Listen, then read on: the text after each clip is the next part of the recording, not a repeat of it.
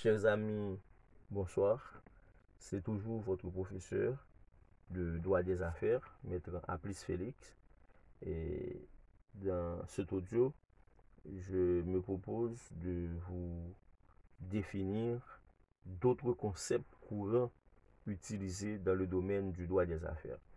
Je vous rappelle que le programme de droit des affaires est réparti en leçons ou chapitres et chaque leçon est divisée en séances et pour chaque séance, on aura 4 audios. Nous sommes au 4e audio de la première séance de notre première leçon. Dans cet audio, je me propose de vous définir d'autres concepts couramment utilisés dans le domaine du droit des affaires. Et parmi ces concepts, je peux citer, on va parler du commerce, de l'entreprise, de l'affaire, de société, de contrat, de commerçant, d'actes de commerce, de monnaie, et j'en passe.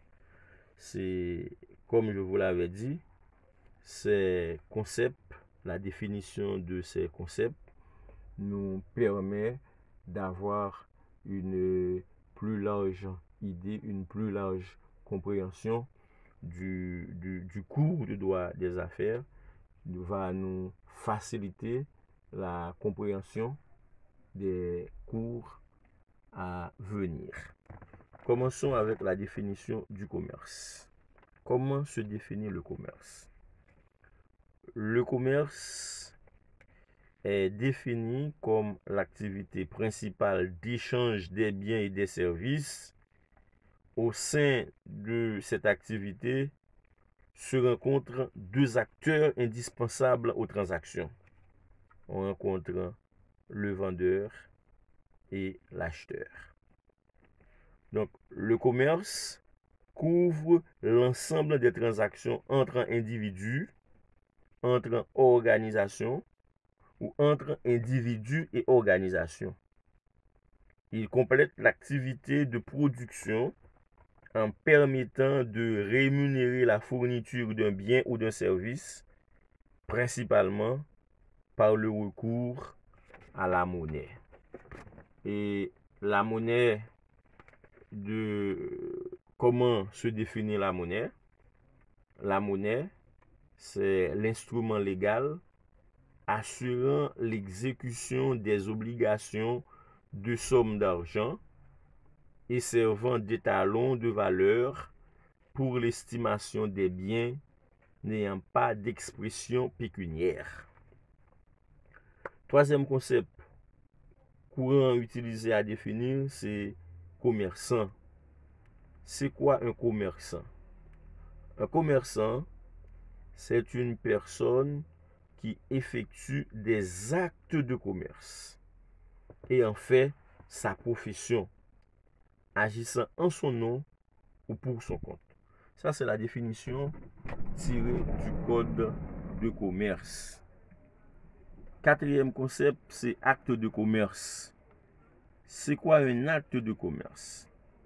Un acte de commerce, ou autrement dit, comment se définit l'acte de commerce? L'acte de commerce, c'est un ensemble d'opérations déterminées par la loi, quelle que soit la profession de celui qui les accomplit. Donc, quelle que soit la profession de celui qui accomplit cet ensemble d'opérations, donc on appelle ça, cette personne pose un acte de commerce. Voyons maintenant la définition de l'entreprise.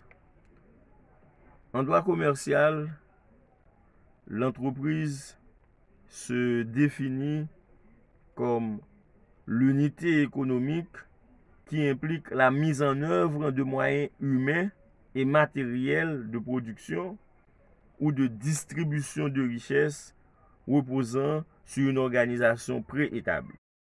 Donc, la notion d'entreprise est également étudiée en droit du travail.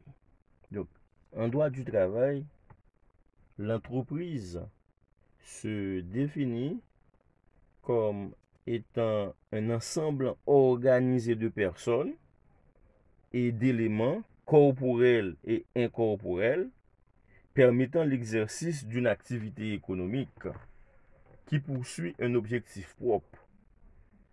Plusieurs sociétés peuvent constituer une entreprise.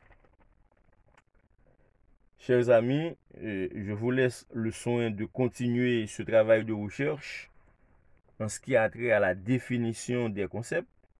Par exemple, il y a les concepts affaires, société et contrat. Je vous laisse le soin vous-même de continuer avec ces activités pour trouver la définition de ces concepts, des concepts affaires, société et contrat.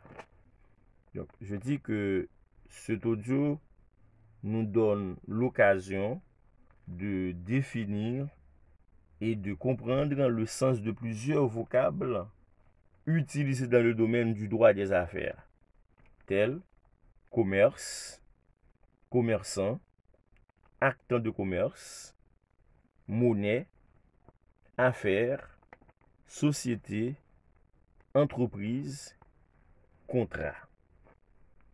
Je vous prie donc de faire bon apprentissage dans ce cours de droit des affaires, de sorte que vous soyez en mesure de tirer votre épingle du jeu au moment opportun. Je vous remercie de m'avoir permis de vous offrir encore cet audio. Merci et à bientôt.